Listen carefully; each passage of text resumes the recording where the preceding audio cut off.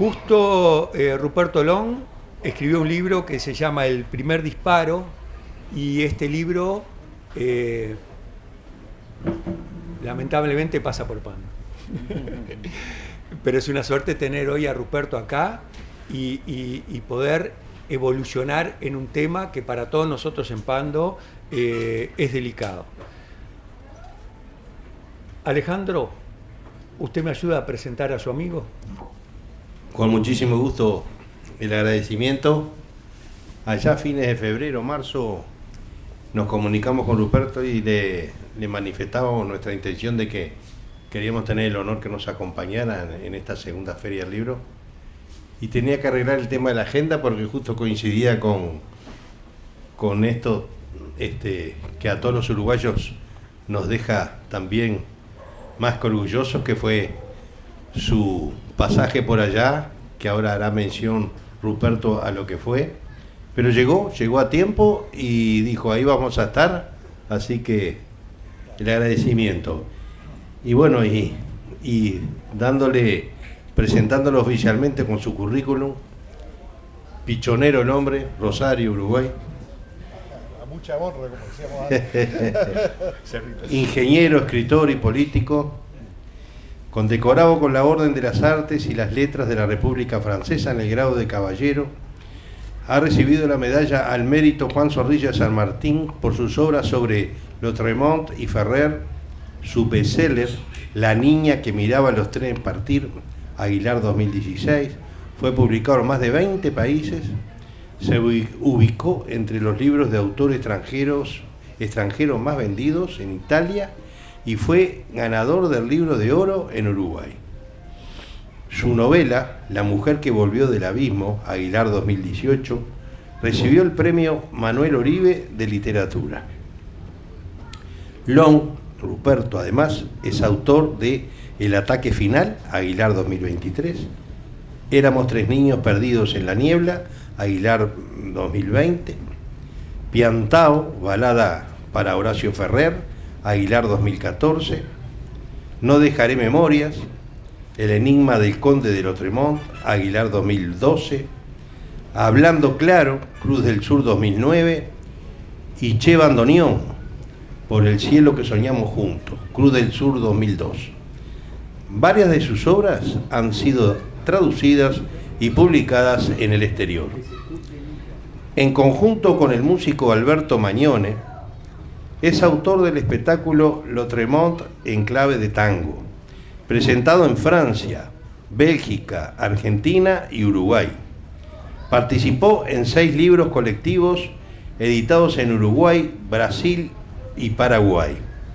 Fue senador de la República, presidente de UTE, ministro y vicepresidente del Tribunal de Cuentas de la República y presidente del LATU, 1990-2003 y 2020-2025. Es académico titular, electo por la Academia Nacional de Ingeniería desde 1999 y fue elegido Ingeniero del Año 2012 por la Asociación de Ingenieros del Uruguay. Es presidente del PEN Club Uruguay, integra el Consejo de Honor del Centro Recordatorio del Holocausto Uruguay. Ha recibido múltiples distinciones como el Premio Eslabón Solidario por su apoyo a las personas con discapacidad, Premio Jerusalén 2012, Premio World Trade Center, Premio Morosoli por la creación de Espacio y Ciencia y Premio Génesis a los inventores nacionales. Todo un orgullo tenerte acá. Y como bien decía Lucho, con la presentación de este libro que has hecho días pasados, El primer disparo, en donde en el tercer capítulo te referís justamente a aquel 8 de octubre del año 69, 7 de octubre del 55 nací yo, quiere decir que fue el otro día de mi cumpleaños del día. Y lo tenemos muy presentes, y bueno, y qué lindo poderte tener acá para que nos des un pantallazo lo que hace a este libro, que sin duda la reflexión que hacemos y que nos llega y que nos gustó mucho lo que se utilizó es que es un libro sin odio. Creo que eso es fundamental para lo que hace a la historia de la unidad, a la historia del Uruguay y a la unidad de los uruguayos. Es tuya la palabra, Ruperto.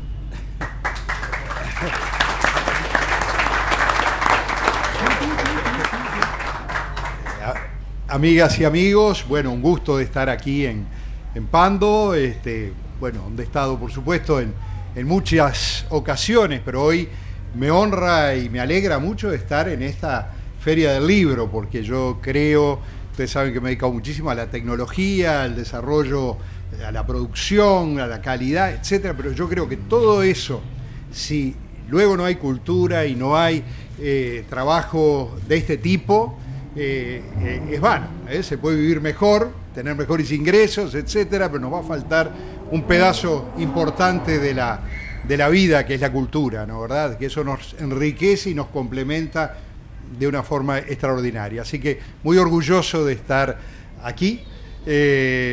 Recién ambos fueron generosos de aludir a este hecho, sí, infrecuente, que es la publicación de una novela en inglés en los Estados Unidos de autor uruguayo. Hacía realmente muchos años que no pasaba, de modo que fue todo un desafío, fue un honor, pero también es ir a conquistar públicos muy diferentes de los nuestros, ¿no? ¿Verdad? Si bien yo había andado bastante por Italia, España, otros países, bueno, tenemos más vínculos de raíces, de parentescos, de cosas, de modo que eso fue un desafío muy grande. Bueno, estamos recién en la primera fase, hicimos el primer tour, ahora tendremos otro para hacer por delante. Ojalá podamos poner un granito de arena para que esa cultura a la que nos referíamos recién, generada por los uruguayos, pueda extenderse y expandirse a otros países, que es, créame, una labor que da mucho trabajo, es difícil, cada país le cuesta a veces ver más allá de sus fronteras, ¿no? A pesar que somos todos tan parecidos en tantos lugares. Entonces, ahora sí, viniéndonos a... ¿sí? Yendo al libro, así conversábamos sobre él, exacto, a ver si lo promocionamos y si lo vendemos. Vamos a intentar. Más allá que yo lo leí, me gustaría que le expliques, que les cuentes a ellos, ¿se te ocurrió de la nada este nombre, El primer disparo, o tiene una historia? No, tiene una historia, ¿no? El tema uno... ¿por qué uno escribe este libro, no, verdad? Y bueno, porque uno ve que ese periodo, que es el periodo del año, primeros años de la década del 60, más concretamente desde el año 63 hasta el 72, se produce la irrupción de la violencia en la vida pública, en la vida política del Uruguay, ¿no, verdad? Y ese es un fenómeno realmente que sacude la sociedad, y los que, por un lado, tenemos la ventaja de haber estado en aquella época, y por otro lado la desventaja, porque quiere decir que ya sumamos unos cuantos años más, recordamos aquel periodo con preocupación, ¿no? Con angustia. Eran momentos difíciles. Nosotros con nuestros padres, con nuestros amigos, era todo muy inestable, muy duro, ¿no? Es un periodo muy duro, en los que hacíamos actividad gremial en aquel momento, después política también. En ese tramo estábamos sometidos, sí, a situaciones todo el tiempo muy inusuales, digamos. Entonces, cuando a veces uno oye hablar de ese periodo idealizándolo, transformándolo en una cosa un poco épica, me preocupa, ¿no? Y cuando tengo nietos, como tengo, más me preocupa. Digo, bueno, porque no idealicemos ese tramo de la historia, porque podemos cometer el riesgo, aquello que George Santayana y tantos han dicho, bueno, corremos el riesgo de volver a vivirlo, ¿no, verdad? Es decir, aquel que no recuerda la historia está condenado a repetirla, ¿no, verdad? Entonces, bueno, esa fue la motivación central de por qué escribirlo, y ahora vamos a por qué el nombre, porque cuando uno se mete en lo que era el Uruguay de esa época, tratando de reconstruirlo y ver quiénes eran las figuras que estaban en el mundo público, qué era lo que pasaba en el Uruguay, cómo se vivía. Bueno, uno ve una sociedad, como toda sociedad democrática, plural, con diversas opiniones, también con conflictos, con huelgas, con manifestaciones que hacíamos los que éramos estudiantes muy activamente, en fin, pero que no dejaba de ser una democracia muy, muy sólida, muy reconocida. Se le llamaba la famosa frase la Suiza de América, que se había puesto más todavía de moda porque Uruguay tenía en aquel momento un sistema colegiado que era igual al de Suiza, es decir, los presidentes duraban un año y después rotaban, iban cambiando y teníamos a lo largo de un periodo de 4 años 4 presidentes diferentes. Entonces, bueno, ese era el Uruguay de aquella época. Las figuras que en aquel momento estaban en todo el espectro político eran figuras de un nivel importante, ¿no? En el partido que estaba en el gobierno estaba Eduardo Víctor Aedo, que ahora voy a hablar porque tiene que ver con el título. Queríamos, te íbamos a llevar ahí, pero si vas solo me facilita el trabajo. Bueno, ahora me voy a don Eduardo Víctor Aedo, porque era bien un símbolo del Uruguay, pero un Washington Beltrán, un ingeniero Luis Giannatasio, los que eran consejeros de gobierno, los ministros, don Juan Vivel Devoto, Wilson Ferreira Aldunate, secundado por Enrique Iglesias, que era su mano derecha, y el mano derecha de Enrique Iglesias se llamaba Danilo Astori. En el Partido Colorado teníamos a Óscar Diego Gestido, a Luis Hierro Gambardella, a Jorge Valle, a Julio María Sanguinetti, todavía un muchacho joven. Selmar Michelini en aquel momento estaba en el Partido Colorado. A casi todos ellos los conocí y eran figuras. En lo que después sería el Frente Amplio estaría no solo Selmar Michelini, estaba Juan Pablo Terra, Rodney Arismendi, el número 1 del Partido Comunista, era una figura reconocida, un intelectual, un tipo de primer nivel. El segundo era Jaime Pérez, después venía el ingeniero José Luis Macera, que era profesor nuestro y con el cual yo coincidía bastante como delegado gremial de ese año. Tenía que andar ahí surciendo, porque le suspendíamos las clases, ¿no? Nosotros estábamos también muy enarbolados con las manifestaciones y esto, y bueno, y a él no le gustaba nada, ¿no? Sí, está bien que ustedes se expresen, pero las clases están primero, era muy estajanovista, digamos. Pero les quiero decir, todo el espectro político de ese momento eran figuras relevantes, de muy buen nivel. Y coexistíamos en esa democracia. Como toda democracia nunca es perfecta, pero coexistíamos, y nos conocíamos y todos nos llevábamos razonablemente bien. Esa es la realidad. Tan es así que en ese momento, y ahora sí, me vengo al nombre y a lo de Aedo, en aquel momento se decide hacer un gran cónclave de América Latina, de toda América, para generar una cosa que se iba a llamar la Alianza para el Progreso, que era una gran apuesta al desarrollo, etc. Bueno, ¿dónde se hace? Eduardo Víctor Aedo los convence de venir al Punta del Este de esa época, del año 61, en pleno agosto. Imaginé que se habrán congelado todo, pero vinieron. Y entre ellos estaba el secretario del Tesoro de los Estados Unidos, uno de los tipos más importantes de Estados Unidos, Matt Dillon, ni más ni menos, mano derecha del presidente de aquella época, que era John F. Kennedy, y por otro lado estaba el Che Guevara, que acababa de ganar la revolución en Cuba, derrocado al dictador Batista. Entonces, Eduardo de Víctor Aedo era el surcidor, ¿no?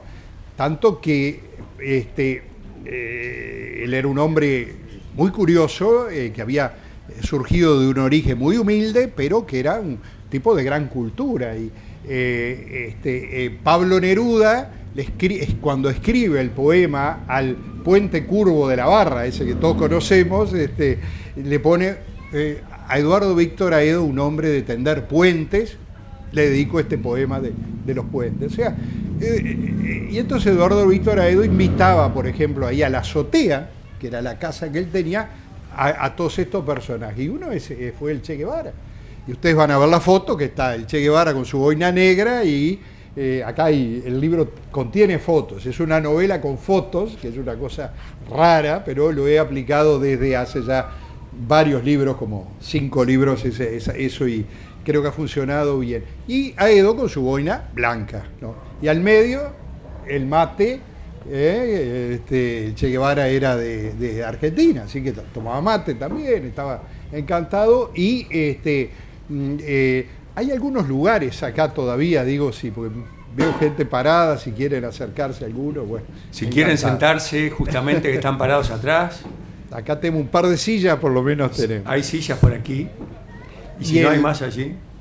Y el perro, y esa era toda la guardia que tenía el presidente de la República de Uruguay. Pero en esa charla empiezan a aparecer las cosas de índole personal. Y el Che Guevara se entera que Eduardo Víctor Aedo era hijo natural de una lavandera que había sido a su vez hija natural de otra lavandera de un lugar del interior del Uruguay. Entonces, la fresca, ¿no? ¿Qué país es el Uruguay que el hijo natural por segunda generación de una lavandera llega presidente de la República? Y además pinta, y además es amigo de Neruda, y es amigo de cantidad de todas las personalidades de la cultura de esa época, cofundador de la Facultad de Humanidades, y muchas otras, de la Comedia Nacional, cofundador de la Comedia Nacional. Bueno, entonces queda impactado, y cuando lo invitan, al terminar la reunión, lo invitan a dar una conferencia en el Paraninfo de la universidad. Y ahí lo espera toda una barra de gente muy entusiasmada con lo que había pasado en Cuba, y cuya idea era de que el Che Guevara iba a lanzar ahí poco menos que la revolución en el Uruguay. El Che Guevara llega, habla durante 1 hora, 10 minutos más o menos, está grabado ese discurso, y había venido gente del exterior, había venido muchas personalidades, el senador Salvador Allende de Chile, que no era presidente, era senador en esa época. Entonces él arranca y primero cuenta todo lo de Cuba, y toda la gente aplaude a rabiar. Y cuando todo el mundo cree que va a lanzar la proclama en el Uruguay, él dice: pero les quiero advertir una cosa. Ustedes tienen acá todo por lo cual nosotros luchamos en Cuba. No vayan a hacer en este país lo que nosotros hicimos en Cuba. Porque acá no es necesario. Acá hay democracia. Yo pienso muy distinto que el presidente de Uruguay, pero lo puedo expresar libremente acá sin que pase absolutamente nada.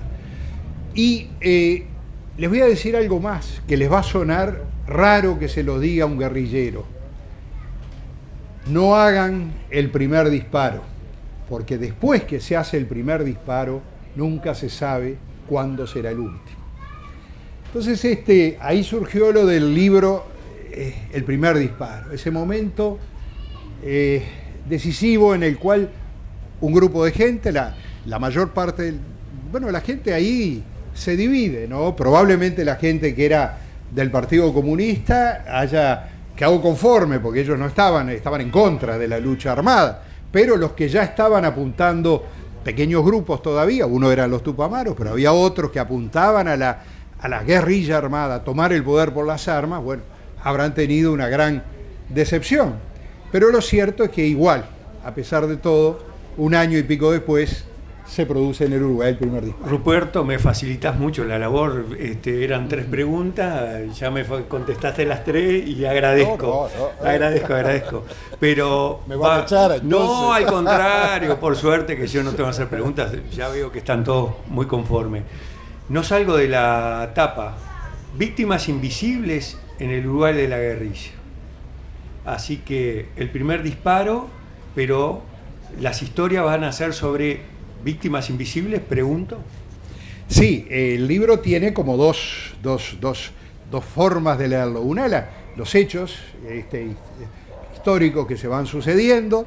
El primero es el del tiro suizo, ¿no? En Mis Pagos, ahí en Colonia Suiza, donde se asalta un club de tiro, pues se precisaban armas. Entonces este grupo que se llamaba El Coordinador, todavía no eran los Tupamaros, era más de un grupo, hace esa primera acción, que es Bueno, pasan toda una cantidad de cosas, terminan la mayoría presos, las armas, en aquella época había una ley, como debe haber ahora, que las armas no podían tener el disparador. Entonces, las 130 armas que roban, ninguna servía para nada, ¿no? ¿Verdad? Entonces, todo eso va trayendo un hecho, otro hecho, otro hecho. Pero ¿qué pasa? Todo lo que al comienzo, digamos, era, y ahora vamos a las vías invisibles, era algo variado, porque ¿cuáles son las motivaciones? Porque una persona en un país pacífico, con sus problemas, por supuesto, pero pacífico, decide un día empezar a andar calzado, que era el término que usábamos en aquella época, calzado con un fierro. ¿Por qué una persona entra a decir un muchacho joven, un muchacho como éramos nosotros, de facultad, de 18, 19, 20 años, un día quiere usar un arma, cuando nunca agredió a nadie, nunca se peleó con nadie, ni a las piñas? Y ahora, entonces, ese clic es muy difícil de entender cómo se produce, y es seguramente una mezcla de cosas en el cual hay idealismo, pero también hay afán de protagonismo, porque el que andaba calzado con un arma, con un fierro, como se decía, ya pasaba a ser alguien más importante, ¿no? Entonces es una mezcla de cosas muy difícil de entender. La emulación de lo de Cuba, ¿no? En ese momento, Che Guevara, Fidel, eran héroes. Entonces, bueno, yo también puedo ser un héroe, hay que hacer algo similar. Entonces, es una mezcla de cosas. Pero ¿qué pasa? En ese primer momento no pasa mucho. El Club del Tiro Suizo se hace de noche, bueno, en fin, al otro día. Pero a medida que las circunstancias se van poniendo más, que van pasando el tiempo, uno lo lee en los propios documentos de la época y de los propios Tupamaros, que pasa a ser muy rápidamente el grupo hegemónico, ¿no? ¿Verdad? Ellos ven que no pasa nada. Están aquellas acciones que alguna vez se han calificado como de Robin Hood, que era robar en Manzanares o en algunos comercios y repartir los alimentos. Pero eso no mueve la aguja, ¿no? Es decir, la persona que recibe los alimentos está contenta un día o dos, pero después se le acabaron los alimentos, ¿no? Eso no provoca un cambio en la sociedad, no provoca un movimiento. A la corta o a la larga, la única forma es tomar el poder, es la única forma de producir cambios. Y eso requiere el uso de la violencia. Entonces, por ejemplo, Sendik, al comienzo él decía, no se pueden usar bombas, porque las bombas es un típico elemento terrorista. Se pone una bomba acá y no se sabe si va a estar ella, vos, yo, o uno que pasaba, que venía a comprar un libro. Entonces no se pueden usar. Con el tiempo eso se va abandonando. Entonces empiezan a pasar hechos, como el caso del club de bowling, por ejemplo, en el cual una persona fueron varias personas, pero la más icónica, que era esta Hilaria Quirino, que era compatriota de ustedes, de La Paz, que criaba 4 hijos sola.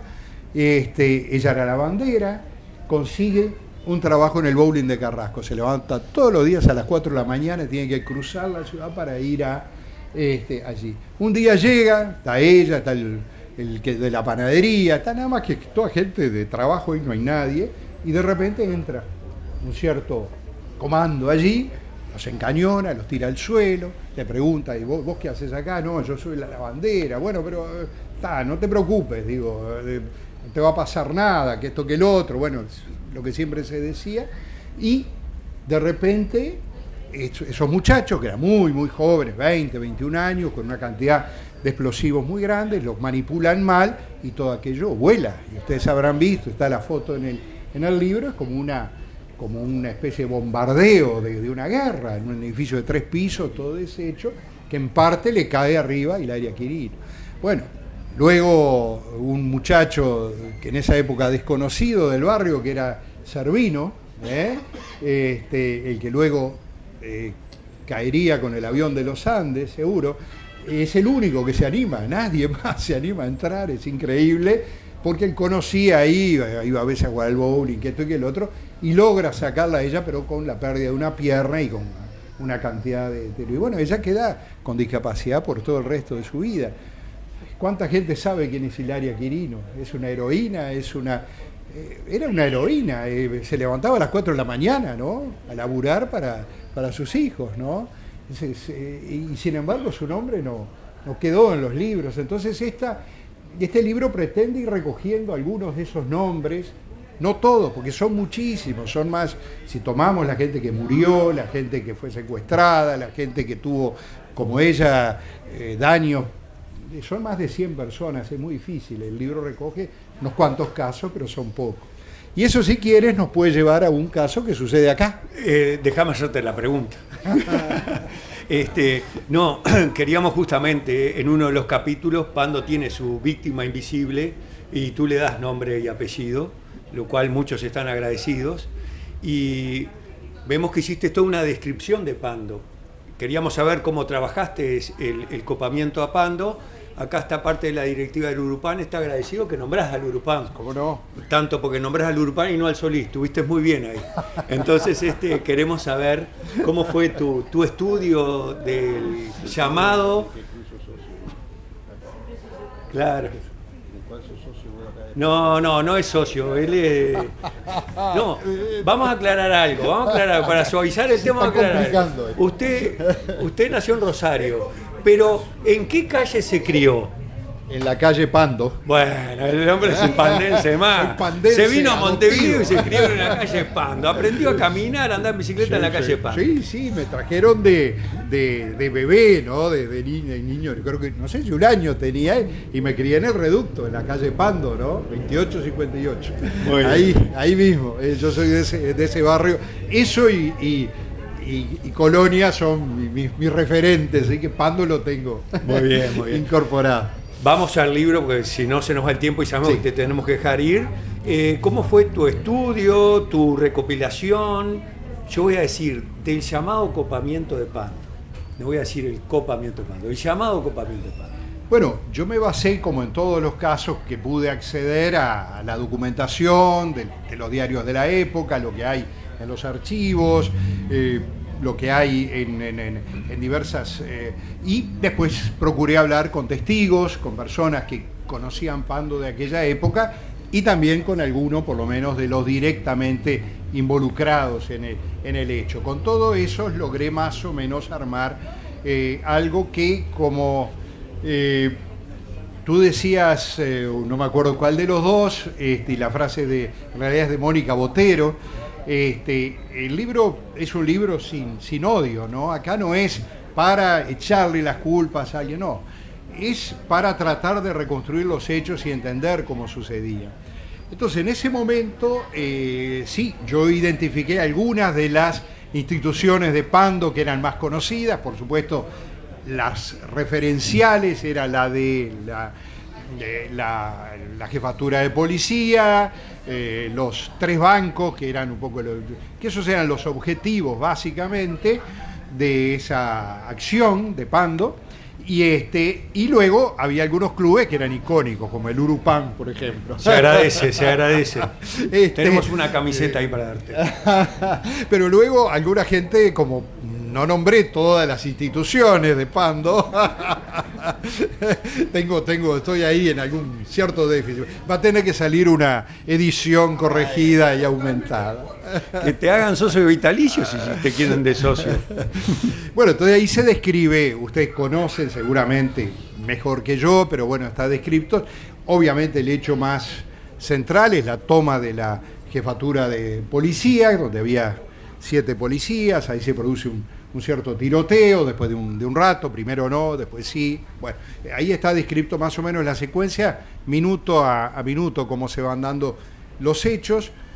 Luego sucede un hecho que tiene relevancia, que sucede en el Banco de la República, en realidad. Ahí había un policía, de modo que relativamente fácil se toma el lugar, pero en ese momento hay un disparo de una de las personas que habían venido a ejecutar la acción, que era una muchacha, y era un compañero, le pegan la ingle, el compañero cae, se produce momentos de mucha confusión, tienen que salir disparando, y ahí queda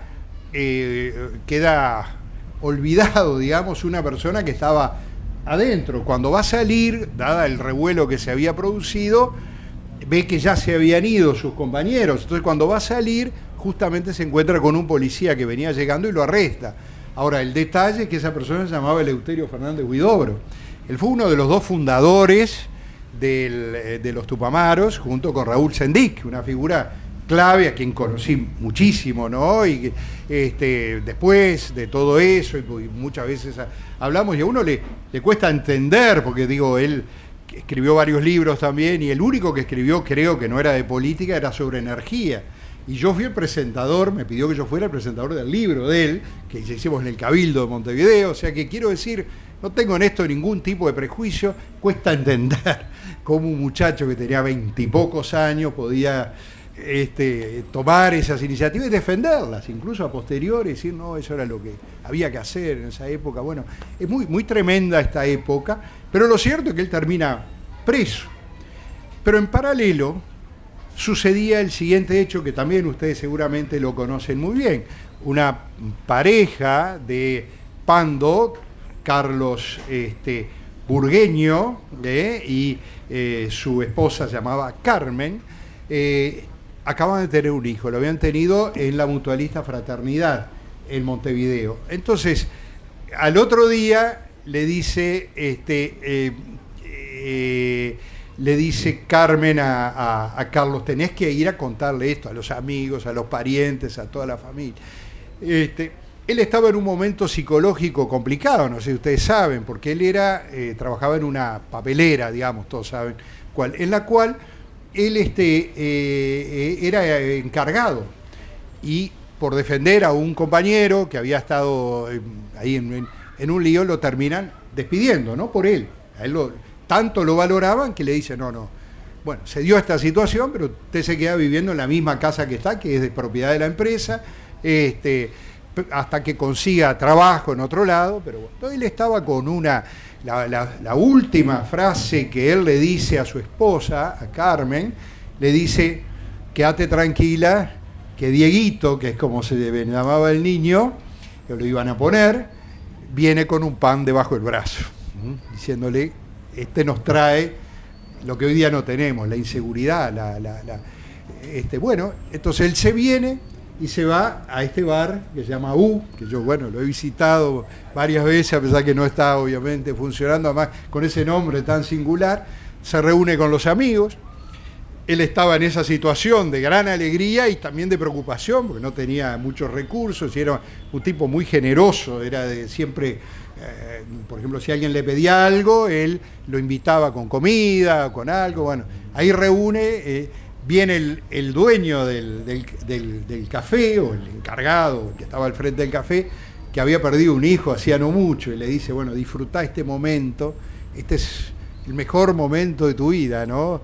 Porque él venía de tener esa desgracia personal, entonces le da un abrazo y le da todo ese consejo. Él se pone ahí y dice, bueno, empieza a bromear, y entre todos él pone algo, otro hace una colecta, y arman ahí una rueda de amigos y empiezan a brindar y a festejar y a bromear y todas esas cosas.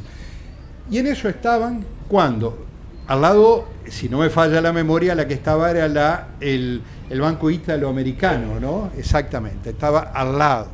Y ahí había un policía, Britos me parece, de apellido, no le puedo estar errando, que era a esta altura amigo de ellos, era de Pando, Papa, todas esas cosas.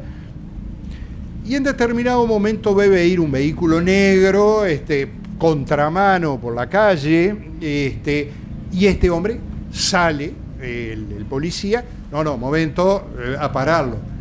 Y de repente ven todos aparecer manos de adentro de ese vehículo con armas. El policía los quiere parar y bueno, le empiezan a disparar. Y estos acá adentro, oyendo eso, que no sabían qué hacer, fueron segundos, por supuesto, ¿no? Pero bueno, medios se asomaron, querían ayudarlo al hombre, pero ¿qué le podían ayudar? Y Carlos fue probablemente, lo que dicen los demás, que era el poco más impulsivo, quiso salir a ayudar, asomó medio cuerpo aparentemente del bar para afuera, y eso bastó para que la bala, que rebota en el marco, le pega y lo mata.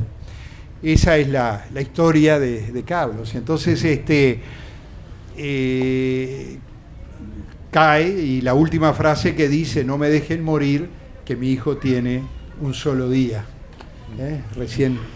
Ruperto. Víctima invisible, si las hay, ¿no? ¿Verdad? Y si nos tenemos que terminar... No, sí, te voy a... Porque sé que te tenés que ir y tu secretaria me dijo, bien, tiene que estar a las 6 y lo tenés que dejar ir. Es otra charla en Florida, quiero aclarar. No en Florida, yo entendí Canelón. De paseo ni de farra, tengo que ir a Florida a dar otra charla. No, pero justamente, como le he propiciado a los otros escritores que han presentado el libro, tu libro es una novela, pero tenés mucha cita histórica. Yo creo que utilizaste la novela para tratar el tema delicado de las víctimas invisibles. Sí, lo que pasa es que la novela lo que tiene es que un libro de historia es un relato a veces un poco frío, muy veraz y todo. Ahora, el tema es lograr mantener la veracidad, pero ponerle corazón, ¿no? Por eso que carnadura, para que compren el libro, porque nosotros ayudamos a que se venda, para que se compre el libro, terminás el capítulo sobre la llamada toma de Pando con una cita textual de un integrante del MLN que él se expresa si fue una toma o no de una ciudad. No la vamos a contar para que compren el libro. Perfecto. No vamos a contar. Hay que comprar el libro para saber el fin de esta historia novelada. Pero nadie quiere que te deje ir, pero te vamos a dejar ir, pero queremos un mensaje, queremos una anécdota tuya, queremos una referencia del libro para concluir este conversatorio. Bueno, nos encantaría, te vamos a citar de nuevo, porque tenés todas esas marcas, tenemos que traerlo. Esta vez, si se querés, al Centro Profesional de Choferes, queremos que nos leas todas esas marcas, que quede esto pendiente, queda pendiente. Cada uno de estas héroes invisibles son historias increíbles, esa la del omnibusero gallego de La Teja, que eran una parejita de gallegos que uno se viene por el otro, gurises, y después, bueno, son todos casos de esos en que en un instante le cayó un rayo de arriba, y podemos ir uno a uno los diversos casos. Pascasio Báez, que es más conocido, podemos recorrer esos casos, cada uno tiene una historia increíble, ¿no? Lo que se va tarareando Pascasio Báez el día que se va a buscar el caballo y que después no vuelve más, iba tarareando un tango, ¿no? Dicho sea paso, era muy hincha de Julio Sosa, ¿no? que es vecino más o menos, de medio de acá. O sea, cada uno tiene una historia humana atrás, que mi reflexión final y lo que quisiera que el libro pudiera transmitir es decir, bueno, todo eso sucedió. No importa acá estar señalando con el dedo y esto, hay mucha gente arrepentida de ello, por supuesto, gente que participó y muy arrepentida, otros no, lo reivindican hoy día, no importa. Lo que sí es que veamos en honor a todas esas personas que eso nunca más nos vuelva a suceder. Hoy día tenemos una democracia y créanme, tú estabas en aquella época, tú más o menos, vos no. Yo no. Y la mayoría de los demás no. Pero los que estábamos creíamos que nuestra democracia no la tocaba a nadie, que era la Suiza de América, ¿no? Y en poco tiempo aquello fuimos cayéndonos en un abismo del cual ya no pudimos salir, y cuando todo esto termina, que es a mediados del 72, ya se habían ensoberbecido otros que se habían entusiasmado con su éxito y tomar el poder, y después nos comemos 11 años y medio más de dictadura, ¿no?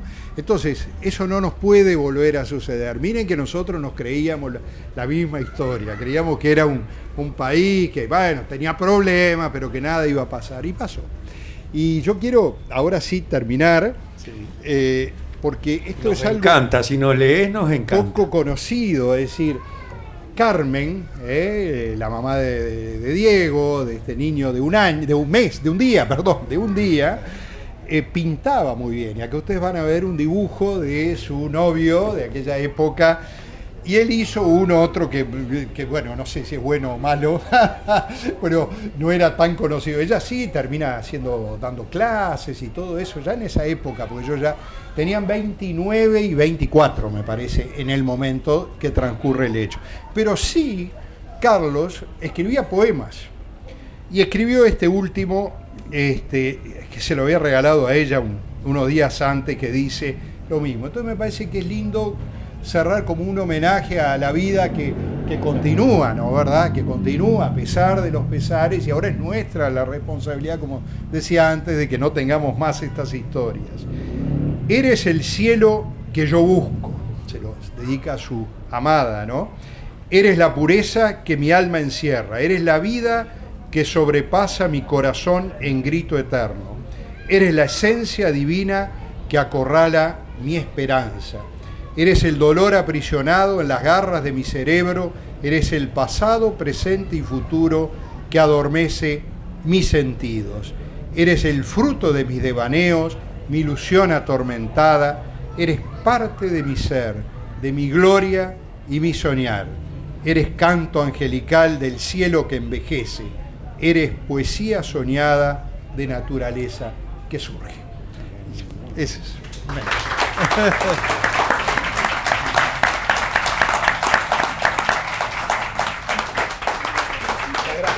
Aún cuando lo tenemos que dejar ir a Ruperto. ¿Una pregunta? Sí, yo. ¿Sí? ¿Alguien quiere hacer una pregunta? ¿Se animan? ¿Nadie se anima? Roberto, hay un obsequio, un libro, estás atrancado. Pero, como te decía, el tema en Pando todavía es delicado. Es un tema que todavía duele. Con la Fundación hicimos un libro que se llama Historias de Pando.